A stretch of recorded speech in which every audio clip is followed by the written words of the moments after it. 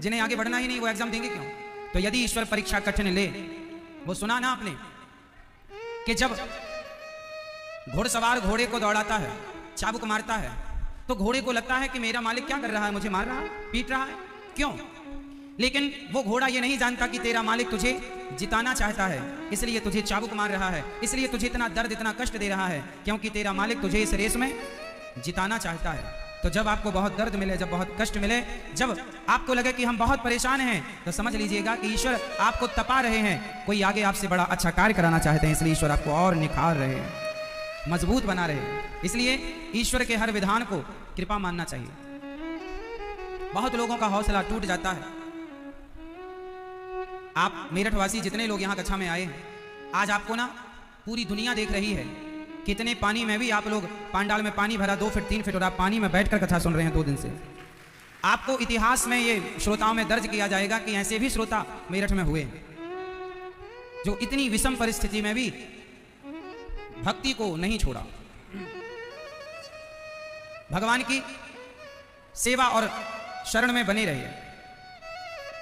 इन सभी भक्तों को यहां सामने बिठा दिया जाए। वो सामने जो चेयर खाली पड़ी हैं, बोल दो सब लोग, मैया वहां बैठ जा, मेरी मां वहां। तो आप सभी लोग बड़े धन्यवाद के पात्र हैं। कल हम लोगों ने कथा में सुना कि परीक्षित को 7 दिन में मरने का श्राप लगा। जिसे 7 दिन में मरना हो उसे क्या करना चाहिए? तस्माद् भारत सर्वात्मा भगवान ईश्वरो हरि श्रोतव्यः कीर्तितव्यश्च स्मर्तव्यश्चेच्छिताभयम्। जिसे 7 दिन में मरना हो उसे क्या करना चाहिए? सुखदेव भगवान कहते हैं श्रोतव्यः कीर्तितव्यश्च स्मर्तव्यश्चेच्छिताभयम्। जिसे 7 दिन में मरना हो, जिसकी आयु कम बची हो, उसे क्या करना चाहिए? श्रोतव्यः, अधिक से अधिक कथा सुननी चाहिए। श्रोतव्यः, कथा सुनो, कीर्तितव्यश्च, कीर्तन करो, स्मर्तव्यश्च, स्मरण करो भगवान का। 3 काम सदा करने चाहिए। पहला, कथा सुननी चाहिए। कथा कैसे सुननी चाहिए? श्रोता कैसे होने चाहिए? आप जैसे श्रोता होने चाहिए कि हर स्थिति में आपने, हर परिस्थिति पर आपने अपने दृढ़ निश्चय को नहीं छोड़ा। पानी बरसे, कितना भी पानी बरसे पर हम कथा सुनेंगे, यह दृढ़ संकल्प होना चाहिए। कथा सुनना चाहिए। अच्छा, कथा सुनते रहने से क्या होता है? चित्त की शुद्धि होती है, हृदय पवित्र होता है। श्रोतव्यः कीर्तितव्यश्च, कीर्तन करो। कल हमने बताया था समय निकालकर आधा घंटा रोज कीर्तन करो। स्मर्तव्यश्चेच्छिताभयम्, स्मरण करो भगवान का।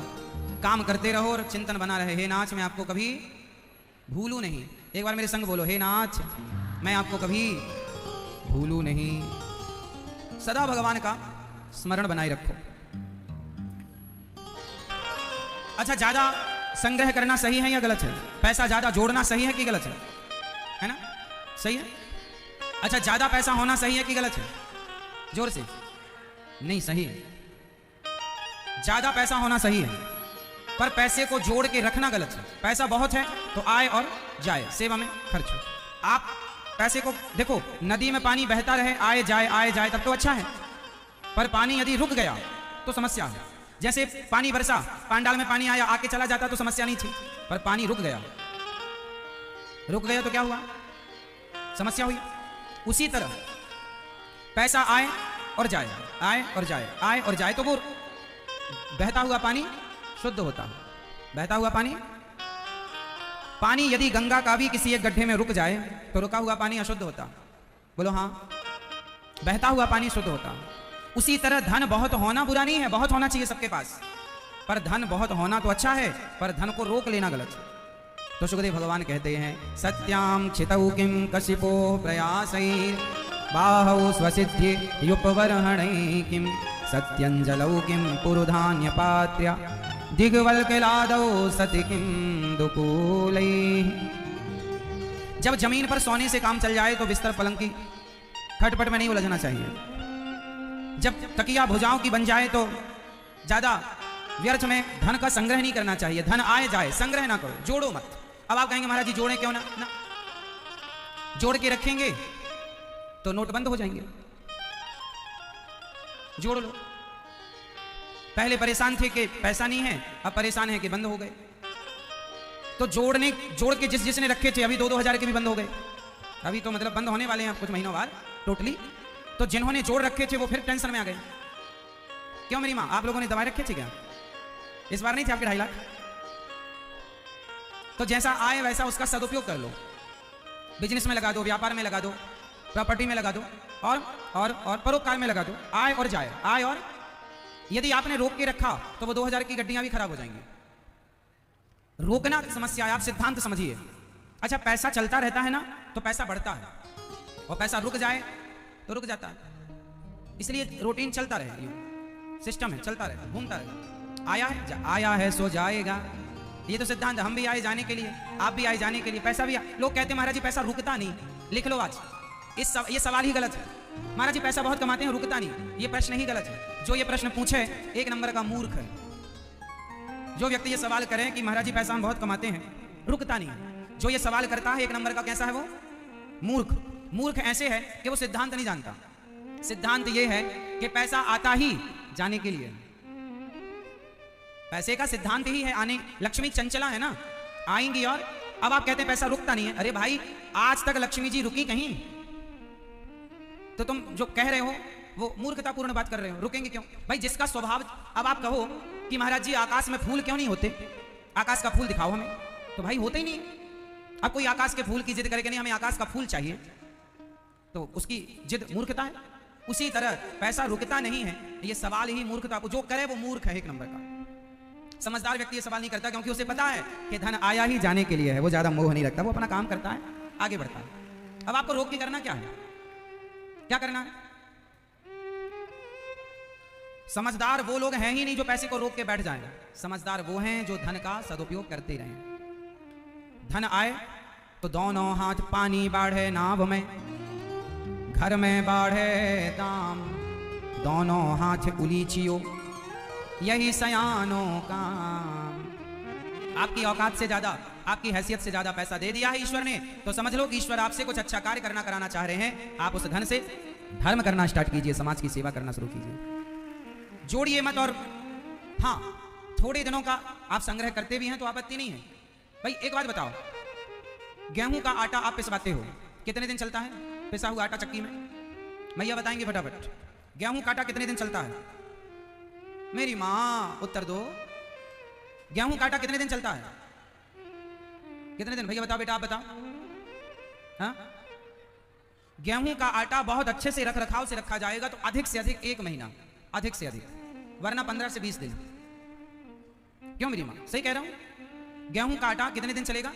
चलो आप एप्पल सेब खरीद के लाओ, रख दो, कितने दिन चलेंगे? 4 दिन, 6 दिन, और अच्छा रख रखाव है तो 10 दिन, है ना? कोई भी फल आप लेके आओ 10 दिन से ज्यादा नहीं चलेगा। आटा 10 दिन से ज्यादा नहीं चलेगा। चावल भी कुछ महीनों चलता है, पुराना होगा चावल वो और अच्छा माना जाता है, 1-2 साल चावल चलता है ना? आपने देखा है ईश्वर ने, प्रकृति ने जो जो हमें दिया है वो कुछ दिनों के लिए, हाँ या ना? आटा कुछ दिन में खराब हो जाता है तो आप नया पिसवाओ, फल कुछ दिन में खराब हो जाते हैं तो आप नए नए फल एक एक रोज तोड़ करके खाओ। आम इकट्ठे आप रख लो, खराब हो जाएंगे, और पकते जाएं पेड़ से, आप तोड़ तोड़ के खाते जाओ। इसलिए ईश्वर ने देखो चमत्कार, एक पेड़ पर यदि 1000 आम हैं, फॉर एग्जाम्पल एक वृक्ष पर 1000 माना कि आम है, तो वो 1000 आम एक साथ नहीं पकते। कभी नोटिस किया आपने? एक कुछ खोगे, संभालने की ताकत है, इसलिए एक आता जाए खाते जाओ फेंकते जाओ, आता जाए खाते जाओ फेंकते जाओ, फेंकते, अगले साल फिर आएगा।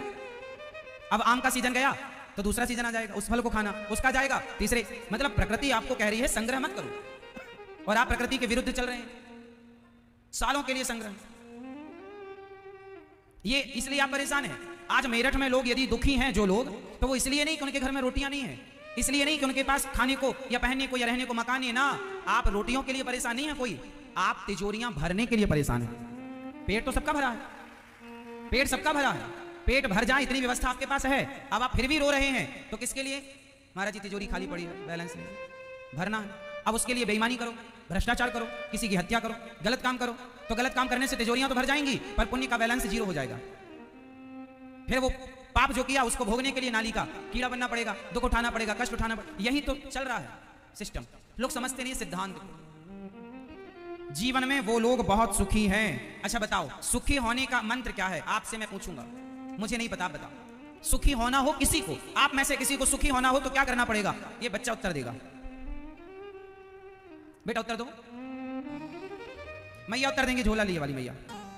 भगवान का नाम, ठीक है आपकी बात कि भगवान का नाम लेने वाला सुखी होता है, पर संतोषजनक उत्तर नहीं। ये मैया बताएंगे पिंक दुपट्टा। सुखी होने के लिए क्या करना पड़ेगा? क्या सुखी होना हो किसी को तो क्या करना पड़ेगा? क्या क्या बता दें अब हम? मैया आप बता, मेरी मां लाल मैया। हाँ सिंपल, सुनो। सुखी किसे होना है? उठा लो हाथ, मंत्र ले लेना, याद कर लेना, घर में जाना, आनंद से रहना। अब नीचे करो हाथ। जिसे सुखी रहना है एक मंत्र है, संतोष। क्या है? जिसके जीवन में संतोष आ गया, जिस दिन आ गया उसी दिन से वह संसार का सबसे सुखी व्यक्ति हो गया। संतोष। बिनु संतोष न काम न साईं। बिना संतोष के आप सुखी हो पाएंगे? आपके पास जब 1000 नहीं था तो 1000 की इच्छा थी, 1000 आया तो 10,000 की इच्छा हुई, 10,000 आए तो 1 लाख की इच्छा हुई, 1 लाख आए तो 10 लाख की इच्छा हुई, 10 लाख आए तो 1 करोड़ की इच्छा हुई, 1 करोड़ आए तो 10 करोड़ की, 10 करोड़ आए तो 1 अरब की इच्छा। इच्छाओं का क्या अंत है? बढ़ती जाएंगी, और इच्छाओं को पूरी करते करते आपके बाल पक गए, जिंदगी खत्म हो गई। क्या मिला? आदमी टाइम कहते, मेरा टाइम कब आएगा महाराज जी, मेरा हाथ देखो, मेरा टाइम कब आएगा। मैंने कहा आएगा आएगा। फिर दूसरे से पूछा, महाराज जी मेरा टाइम कब आएगा? नहीं आएगा आएगा, चिंता ना करो आएगा। फिर वो शादी कर लिया, किसी ने कहा शादी कर ले, तेरा टाइम अच्छा आएगा, तेरी पत्नी आएगी, अच्छा टाइम चालू होगा। शादी कर ली, दुल्हन आई, अच्छा टाइम आया, नहीं अभी भी मैं सुखी नहीं हूं, अभी मैं प्रसन्न नहीं हूं, अच्छा टाइम नहीं आया मेरा। कुछ दिन बाद किसी ने कहा बच्चा हो जाएगा, तेरा टाइम अच्छा हो जाएगा, है ना। अब लो भैया, बच्चा हो गया, बच्चा हो गया, खुश है, अब टाइम आया। नहीं महाराज जी मैं तो जो चाह रहा था वो मिले ही नहीं, टाइम कब आएगा मेरा, अच्छे मेरे दिन कब आएंगे, मेरा अच्छा टाइम कब आएगा। लो भैया बेटे का विवाह होगा तब आएगा, बेटे का विवाह होने की स्थिति आ गई, क्यों भैया अच्छा टाइम आया, खुश हो। नहीं महाराज अच्छा टाइम जो मैं चाहता था वो मिला नहीं, वो अच्छा टाइम आया नहीं। एक दिन डॉक्टर के पास गया, डॉक्टर ने कहा भैया ले जाओ, इनका टाइम आ गया।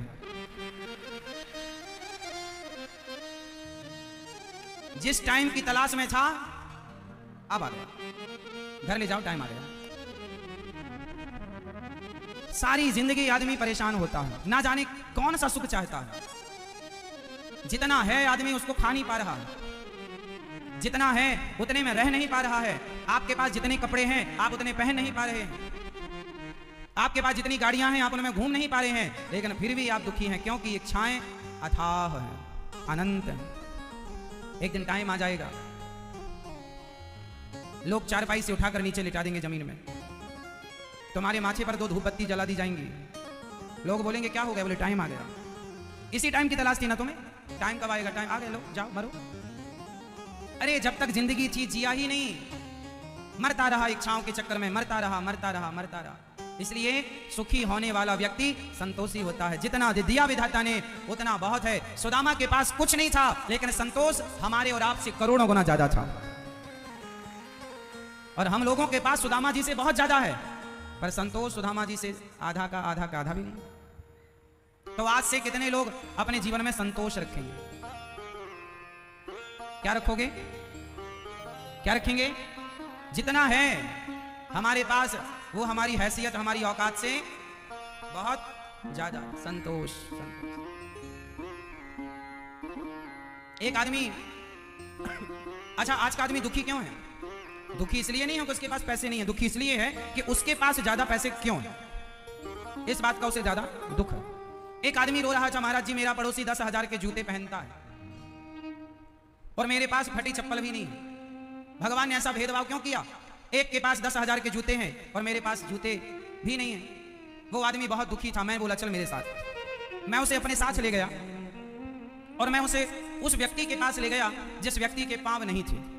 मैंने कहा इस व्यक्ति से मिल, इसके पांव नहीं है, इसे तू जूते देगा, चप्पल देगा तो ये अपने हाथ में पहनेगा और हाथ में पहन के ऐसे ऐसे घिसटेगा, घिसटता।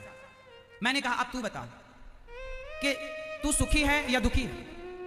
यदि तू तुलना करे 10,000 का जूता पहनने वाले से तो तू दुखी है, और इससे तुलना कर कि इसके पास तो पांव ही नहीं है जूता पहनने को, तो इससे तू सुखी है। यदि सुखी होना है तो अपने से बड़े को नहीं, अपने से छोटे को देखना सीखिए कि हमारे ऊपर ईश्वर ने कितनी बड़ी कृपा की कि कम से कम चप्पल जूते भले ना हो पांव में, पर चलने को पांव हैं। उनसे बेहतर हो आप जिनके पास पांव ही नहीं, चप्पल जूते हाथ में लोग पहन के घिसट रहे हैं, फिर भी आपको शिकायत है भगवान तुमने हमें क्या दिया? वाह क्या दिया? शिकायत ही करते रहोगे या कभी धन्यवाद भी देना सीखोगे? स्थितियां परिस्थितियां बनती रहेंगी, बिगड़ती रहेंगी, लेकिन अपने मन को स्थिर करना सीखें। अपनी इच्छाओं को कंट्रोल करना सीखिए। संतोष सबसे बड़ा धन है। गौधन, गजधन, बाजधन और रतन धन खान, जब आवे संतोष धन, सब धन धूरी समान। सबसे बड़ा धन है संतोष। इच्छाओं का अंत कर दीजिए। क्या कर दीजिए मेरी मां? इच्छाओं का अंत कर दीजिए और भगवान के चरणों में आत्म समर्पण कर लीजिए। टोटल मैं ये बताओ मेरी मां, हमारे यहां देवी देवता कितने हैं? कितने देवी देवता हैं? 33 कोटि।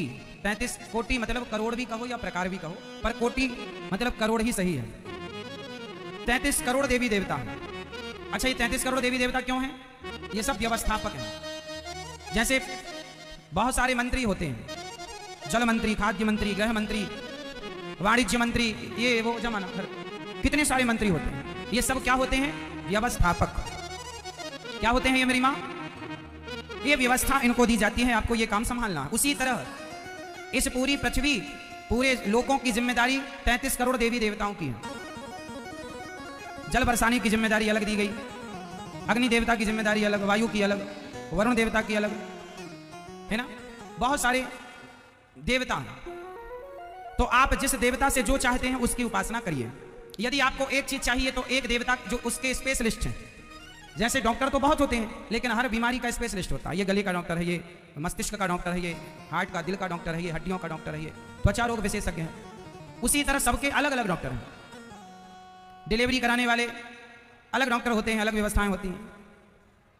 तो उसी तरह से देवताओं की व्यवस्था अलग अलग है। आपको यदि अन्न चाहिए तो अदिति मां की उपासना कीजिए।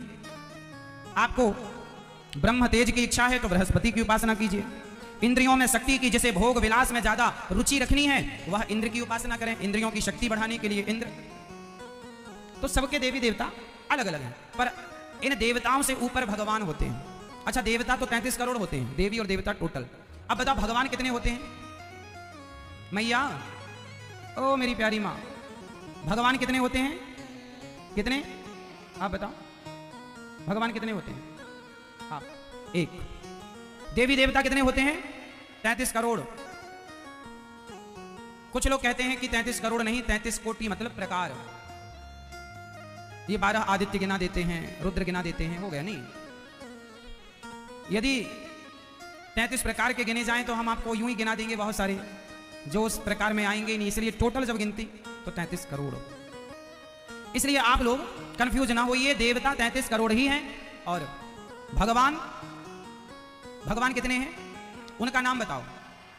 एक जो भगवान, उनका नाम है श्रीमन नारायण, उन्हीं का नाम है राम, उन्हीं का नाम है कृष्ण, उन्हीं का नाम है नरसिंह, उन्हीं का नाम है वामन, उन्हीं का नाम है कपिल देव, उन्हीं का नाम है मत्स्य मछली, उन्हीं का नाम है हयग्रीव, उनका नाम है परशुराम, उन्हीं का है। वही अलग अलग भगवान एक होते हैं, पर भगवान के नाम और रूप अनेक होते हैं। जैसे आपके घर के अंदर वाला ड्रेसअप अलग होता है, घर के बाहर वाला ड्रेसअप अलग होता है, उसी तरह भगवान हर समय पर अलग अलग यूनिफॉर्म में रहते हैं।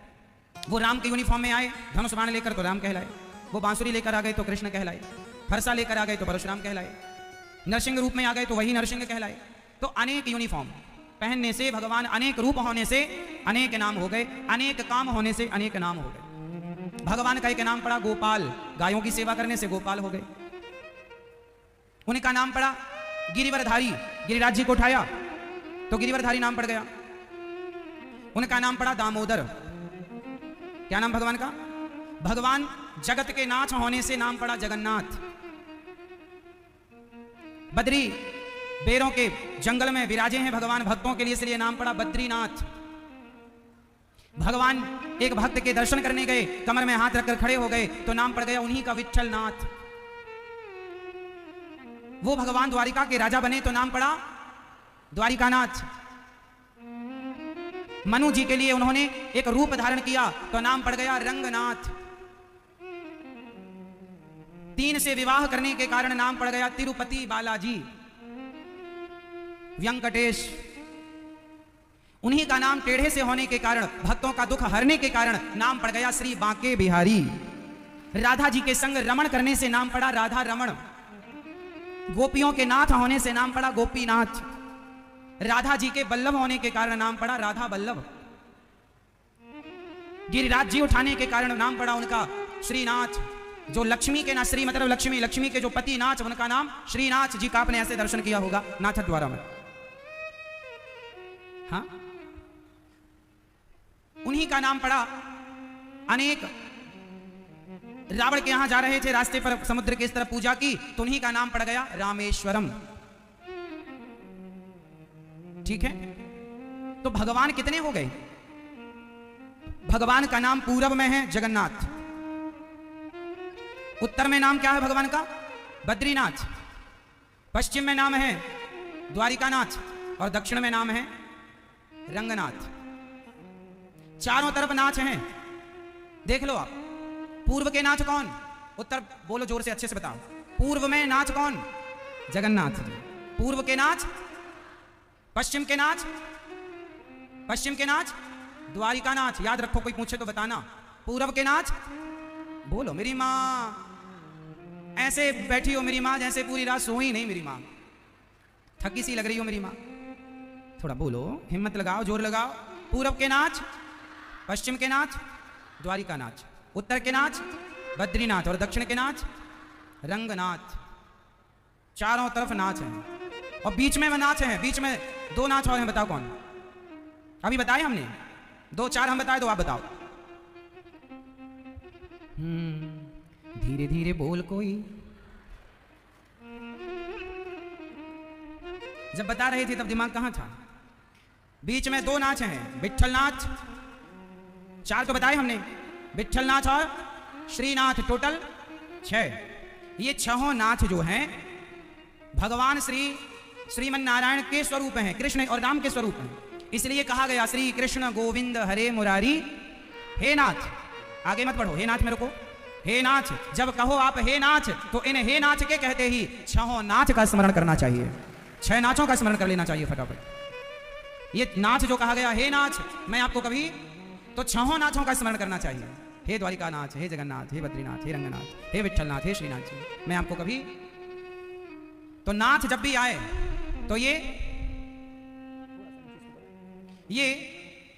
6 नाथ ये भगवान के स्वरूप हैं। अब अनेक नाम रूप अनेक, पर भगवान है एक। तो आज से कंफ्यूजन होगा आपको? नहीं, अच्छा नहीं होना चाहिए। चाहे पूर्व के जगन्नाथ जी को प्रणाम करो या पश्चिम के द्वारिकानाथ जी को, बात एक ही। आपका मुंह जिस तरफ है उसी तरफ हमारे ठाकुर विराजे हैं।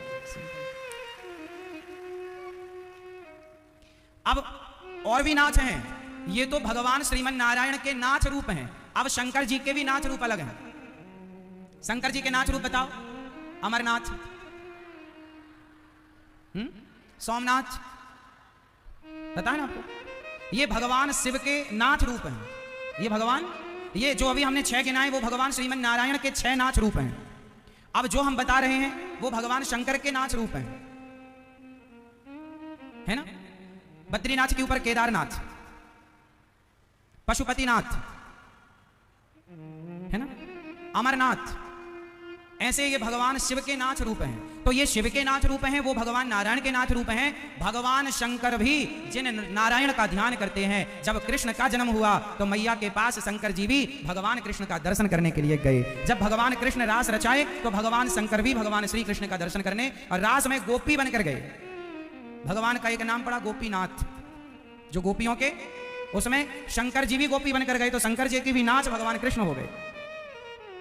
नाचों के नाच जगन्नाथ, नाचों के जगन्नाथ। इसलिए भगवान शिव भी गोपी बनकर उस रास में सम्मिलित होते हैं। और जब शंकर जी गोपी बने तो अपने आप उन गोपी के नाच कृष्ण हो गए।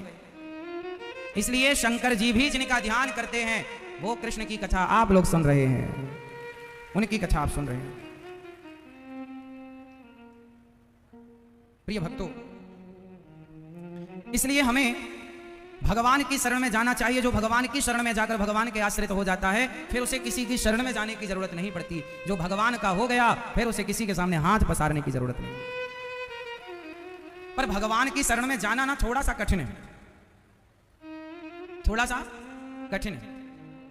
अब जैसे जब आज आप लोग कक्षा में आ रहे थे तो आपके अंदर ये विचार आ रहा था कि कक्षा में जाएंगे, पानी भरा होगा, गीले में बैठना पड़ेगा, पांव पानी में डूबे रहेंगे, कहीं पांवों में कंदरी हो गई तो, कहीं दिक्कत हो गई तो भगवान आपके धैर्य की देखो परीक्षा भी लेते हैं। यदि आप इस परीक्षा में पास होने को तैयार हैं, जिद पकड़े हैं, तब तो फिर भगवान हार जाते हैं और भक्त को जिता देते हैं। और यदि शुरू में दो में से एक की हार होगी, या तो भगवान हारेंगे या तो भक्त हारेगा। और भगवान तब हारते हैं जब भक्त जिद्दी हो जाए।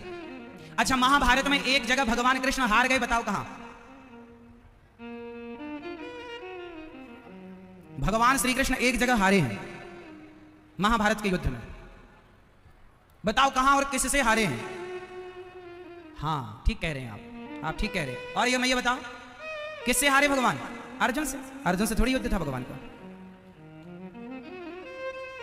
हाँ मैं ये बताओ मेरी मां, किससे हारे भगवान? एक जिद्दी भक्त मिल गया भगवान को महाभारत में, और यही मेरठ के भक्त थे वो, हस्तिनापुर के एक भक्त से भगवान हार गए, मेरठ के एक भक्त से भगवान हार गए। बताओ भक्त का नाम क्या था? हाँ, भीष्म पितामह उनका नाम था। हार गए। क्या हारे, कैसे हारे, जानकारी है आपको? नहीं, सुनो। भीष्म पितामह ने, भगवान श्री कृष्ण ने एक प्रतिज्ञा ली थी कि मैं इस महाभारत के युद्ध में अस्त्र शस्त्र नहीं उठाऊंगा, मैं कोई अस्त्र शस्त्र। और भीष्म पितामह ने प्रतिज्ञा ली थी कि मैं आपसे अस्त्र शस्त्र उठवाकर रहूंगा। एक तरफ भगवान की प्रतिज्ञा है और एक तरफ भक्त की प्रतिज्ञा, दोनों टकरा गए। महाभारत के युद्ध में जब युद्ध हुआ और पितामह भीष्म ने अर्जुन पर जो बाणों की बौछार कर दी, हुआ यह था कि भीष्म पितामह ने प्रतिज्ञा कर ली कि कल के युद्ध में मैं पांडवों को मार दूंगा। जब यह बात द्रौपदी मां को पता चली तो द्रौपदी कृष्ण के पास गई और भगवान श्री कृष्ण ने कहा, क्या हुआ बहन, रो क्यों रही हो? क्या करें, रोए ना तो कल हमारे पतियों की मृत्यु हो जाएगी। भगवान बोले, तुम्हारे पति को कौन मारेगा? बोले, भीष्म पितामह ने प्रतिज्ञा ली है। क्या उनकी प्रतिज्ञा कभी अधूरी रही? मार देंगे। कन्हैया आप कुछ करो। भगवान बोले, मैं कुछ नहीं कर सकता, मैंने तो प्रतिज्ञा ली है, मैं अस्त्र शस्त्र नहीं उठाऊंगा, मैं तो आराम कर रहा हूं, सवेरे बात करेंगे, अभी हम थके हुए। द्रौपदी बोली, कन्हैया भक्त पर संकट आया है और आप सो रहे हैं, क्या आपको नींद आ जाएगी? हे द्वारिकाधीश, पग पग पर आपने हमारी रक्षा की, क्या आज आप हमारी रक्षा नहीं करेंगे? भगवान बोले, अच्छा ठीक है, क्या करना है बताओ। हम क्या बताएं, हमें थोड़ी पता, आप बताओ। भगवान बोले, तो चलो। आधी रात को भगवान द्रौपदी को लेकर के भीष्म पितामह के कमरे में गए। श्री कृष्ण तो बाहर खड़े रहे, द्रौपदी ने चरण पादुका बाहर उतारी तो भगवान ने चरण पादुका उठाई और लेकर खड़े हो गए। द्रौपदी लंबा घूंघट डालकर पितामह के पास गई। पितामह प्रणाम। पितामह को लगा कि कोई दुर्योधन की पत्नी आई है, तो आशीर्वाद दे दिया, क्योंकि वो दुर्योधन से कह चुके थे कि मैं कल के युद्ध में पांडवों को मार दूंगा। तो उन्हें लगा दुर्योधन की पत्नी आई, पर दुर्योधन की पत्नी में इतने संस्कार कहां थे कि वो बड़ों को ऐसे प्रणाम करे। तो द्रौपदी आई तो द्रौपदी को उन्होंने दुर्योधन की पत्नी समझकर आशीर्वाद दे दिया, सौभाग्यवती भव, अखंड सौभाग्यवती भव, सदा सुहागन रहो, पति प्रिय भव। जब ये वरदान दिया तो द्रौपदी ने घूंघट उठाया। वाह पितामह, कल के युद्ध में आप मुझे मेरे पतियों को मारकर मेरा सुहाग उजाड़ेंगे, और आज मुझे केवल एक रात के लिए ही अखंड सौभाग्यवती का वरदान दे रहे हैं क्या, या सदा के लिए? यदि सदा के लिए अखंड सौभाग्यवती का वरदान दिया है तो फिर आप मेरे पतियों को कल मारेंगे कैसे? और मार देंगे तो फिर आपकी वाणी मिथ्या हो जाएगी, अखंड सौभाग्यवती का जो आपने आशीर्वाद दे दिया। भीष्म पितामह आवाक रह गए। देवी बेटी द्रौपदी, यहां तू अकेली नहीं आई, ये आइडिया तुम्हारा नहीं हो सकता, तुम्हारे पास इतनी अक्ल नहीं है। बाहर निकलकर देखा तो द्वारिकाधीश छिपे हुए थे, चरणों में गिर पड़े। पितामह प्रभु आप खड़े हैं, छिपे क्यों हैं? भगवान बोले, छिपके रहना पड़ेगा। वो ये छाती पर चरण पादुका क्यों? बोले द्रौपदी की है। बोले आपके द्वार पर द्रौपदी की चप्पल उतरी है चरण पादुका, कोई आते जाते देख लेगा तो आप पर संदेह करेगा कि आप दुश्मनों से मिले हुए हैं, तो आप पर कोई कलंक ना लगे, आप पर कोई आरोप ना लगे और भक्त की भी लाज रह जाए। इसके लिए मैं भक्तों की चरण पादुका छाती से क्या, उनकी रक्षा के लिए उनकी चरण पादुका माथे से लगानी पड़े तो मैं उनके लिए सब करने को तैयार हूं। पितामह बोले, प्रभु कल मेरी जिंदगी का अंतिम युद्ध होगा। दूसरा दिन हुआ, भीष्म पितामह के सामने अर्जुन का रथ आया। बाणों की जो बरसात की भीष्म पितामह ने, साहब आज अर्जुन गिन नहीं पाए कि कितने बाण छूट गए। पहली बार इतना भयंकर युद्ध हुआ कुरुक्षेत्र की धरती पर। पितामह जो बाण छोड़े जा रहे हैं, अर्जुन को हिलने डुलने का भी समय नहीं मिला, तरकस तक हाथ ले जाने का समय नहीं मिला, बाण को धनुष पर चढ़ाने का समय नहीं मिला। भीष्म पितामह बारिश कर रहे हैं बाणों की। भगवान कृष्ण को लगा कि अर्जुन मर जाएगा, क्योंकि इन बाणों से अर्जुन का बच पाना संभव नहीं है। तब भगवान आगे रथ का पहिया पड़ा था, उस रथ के पहिए को उठाकर भीष्म पितामह यदि एक भी बाण मेरे अर्जुन को लगा तो खैर नहीं, जो पहिया लेकर दौड़े। भीष्म पितामह ने बाणों को छोड़ दिया, धनुष को। वाह प्रभु, आपने मेरी प्रतिज्ञा को रखने के लिए आपने अपनी प्रतिज्ञा तोड़ दी। प्रणाम करता हूं मैं आपको, मुझ जैसे तुच्छ प्राणी की प्रतिज्ञा के लिए आपने अपनी प्रतिज्ञा तोड़ दी। भगवान अपनी प्रतिज्ञा तोड़ देते हैं, भगवान हार जाते हैं। किसके आगे? जैसे माँ बाप बच्चों के आगे हार जाते हैं, उसी तरह भगवान भक्तों के आगे हार जाते हैं। बस हराने वाला कोई भक्त तो हो जिद्दी, तो हार जाएंगे। भीष्म पितामह धनुष बाण छोड़ते हैं, भगवान को प्रणाम करते हैं। भगवान तो केवल लीला कर रहे थे, उन्होंने मारा नहीं पितामह को, पर प्रतिज्ञा तोड़ दी। मानो अपनी प्रतिज्ञा तोड़कर भगवान एक मैसेज दे रहे हैं पितामह को कि पितामह आपने भी यदि अपनी प्रतिज्ञा तोड़ दी होती और यदि द्रौपदी की रक्षा के लिए अपने हाथ बढ़ाए होते तो आज ये महाभारत ना हो रहा होता। महाभारत के युद्ध में भीष्म पितामह ने एक प्रतिज्ञा ली थी,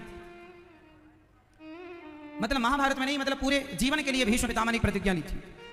पहली प्रतिज्ञा थी भीष्म पितामह की कि मैं अखंड ब्रह्मचर्य का पालन करूंगा। दूसरी प्रतिज्ञा थी कि हस्तिनापुर की राजगद्दी पर जो बैठेगा उस राजा का मैं कवच बनकर उसकी सदा रक्षा करूंगा। ये प्रतिज्ञा थी दो। तो एक तो ठीक थी कि आप ब्रह्मचारी रहेंगे, विवाह नहीं करेंगे, चलो समझ में आई। पर दूसरी प्रतिज्ञा कि इस हस्तिनापुर में यदि कोई नालायक राजा बैठेगा तो क्या आप उसकी इसलिए रक्षा करेंगे क्योंकि आपने प्रतिज्ञा ली है? पितामह ने गलत किया। धृतराष्ट्र नहीं सुधर रहा था तो पावर पितामह के पास था। पितामह को चाहिए था कि धृतराष्ट्र को सत्ता से हटाकर और उस गद्दी के अधिकारी धर्मयुक्त युधिष्ठिर जी थे, क्योंकि हस्तिनापुर के राजा पांडु थे। पांडु की मृत्यु हो गई तो कोई ऑप्शन ना होने पर धृतराष्ट्र को सत्ता पर बिठाया गया। पर इसलिए बिठाया गया कि जब पांडु के बच्चे बड़े हो जाएंगे तो वो इस गद्दी पर बैठ जाएंगे। पर जब तक वो बड़े होते तब तक तो धृतराष्ट्र ने पूरा कब्जा कर लिया। तो भीष्म पितामह को न्याय कराना चाहिए और धर्मराज युधिष्ठिर को उस सत्ता का, उस गद्दी का जो वो अधिकारी थे वो अधिकार दिलाना चाहिए था। पर भीष्म पितामह अपनी प्रतिज्ञा में बंधे रहे कि नहीं, इस गद्दी पर जो बैठेगा मैं उसकी रक्षा करूंगा। तो अन्यायी राजा बैठेगा तो क्या आप उसकी भी रक्षा करेंगे? और की तो भगवान ने कहा कि सुनो, यदि अपनी प्रतिज्ञा तोड़ने से समाज का, प्रजा का लाभ होता हो तो ऐसी प्रतिज्ञा छोड़ देनी चाहिए। आपने प्रतिज्ञा तोड़ करके यदि युधिष्ठिर को पहले राजा बना दिया होता तो ये महाभारत ना होता। लाखों लोगों की, करोड़ों लोगों की, जो निर्दोष लोगों की जान चली गई, उस हत्या से बच जाता ये देश, आप बच जाते। ये मैसेज दिया भगवान ने प्रतिज्ञा को तोड़कर। परंतु आपको बस इतना सीखना है कि भगवान थोड़े से जिद्दी भक्तों के पास जल्दी से जाते हैं। भक्तों को ना भगवान से अथाह प्रेम करना पड़ेगा, थोड़ा जिद करनी पड़ेगी। और आपकी जिद के आगे फिर भगवान जिद नहीं करते। ध्रुव जी की जिद थी कि भगवान का दर्शन करूंगा, भोजन पानी सब छोड़ करके लगे रहे भगवान के चिंतन में। भगवान को जिद छोड़ करके ध्रुव बच्चे को दर्शन देना पड़ा। तो भगवान तो तैयार हैं, हम में तुम में काबिलियत कहां है? वो ध्रुव और प्रहलाद वाली। इसलिए भगवान की शरण में रहो और कहीं जाने की जरूरत नहीं है। भगवान को प्रणाम श्री सुखदेव भगवान ने किया। ब्रह्मा जी ने अपने भगवान नारायण की नाभि से ब्रह्मा जी प्रकट हुए और ब्रह्मा जी को अभिमान ना हो इसके लिए 4 श्लोकों की भागवत भगवान ने ब्रह्मा जी को सुनाई। अहमेवासमेवाग्रे नान्यद यद सद सत्परम। भगवान पश्चादहम यदेतच्च यो वशिष्येत सोऽस्म्यहम् ऋतेर्थम यत् प्रतीयेत ना प्रतीयेत चात्मनि तद्विद्यादात्मनो मायां यथा भासो यथा तमः यथा महान्ति भूतानि भूतेषु चावचेष्वनु प्रविष्टानि तथा तेषु न ते स्वहम् एतावदेव जिज्ञासं तत्त्वजिज्ञासुनात्मनः अन्वयव्यतिरेकाभ्यां यत् स्यात् सर्वत्र सर्वदा। भागवत में 4 श्लोक मूल हैं। वो 4 श्लोकों से 18,000 श्लोक तैयार किए व्यास जी ने। 4 श्लोक कौन कौन से? अहमेवासमेवाग्रे नान्यद यद सद सत्परम। इसका अर्थ हुआ कि सबसे पहले मैं था, कोई नहीं था तब भगवान थे, सब हैं तो भी भगवान हैं, जब कोई नहीं रहेगा तो भगवान शेष रहेंगे। अच्छा, भगवान, क्या भगवान कभी मरते हैं? क्या भगवान कभी जन्म लेते हैं? बोलो मेरी माँ, भगवान जन्म लेते हैं या नहीं? यदि जन्म नहीं लेते तो फिर यशोदा के यहाँ कैसे आए? दशरथ जी के यहाँ कैसे आए राम बनकर? उत्तर दो। भगवान का जन्म नहीं होता तो दशरथ जी के यहां राम बनकर कैसे आए? क्योंकि भगवान का जन्म नहीं होता, भगवान प्रकट होते हैं। भय प्रकट कृपाला दीन दयाल। भगवान का जन्म नहीं होता। भगवान कभी मरते हैं? जो जन्म लेगा वो मरेगा, जो जन्म नहीं लेता वो मरता नहीं है। इसलिए भगवान का नाम है अजन्मा। क्या नाम है? अजन्मा। जो जन्म ही नहीं लेता मरेगा क्यों? इसलिए भगवान अखंड है। जब कुछ नहीं था तो भगवान थे, जब घड़ा नहीं था तब क्या थी? जोर से। जब घड़ा नहीं था तब क्या थी? मिट्टी, माटी। जब घड़ा है तो भी घड़े में माटी है, और जब घड़ा नहीं रहेगा तो क्या बचेगी? घड़ा के पहले भी माटी थी, घड़ा के अंत में भी माटी बची। उसी तरह जब संसार नहीं था, जब घड़ा नहीं था तो माटी थी, जब आभूषण नहीं थे तो भी सोना था, आभूषण है तो भी सोना है।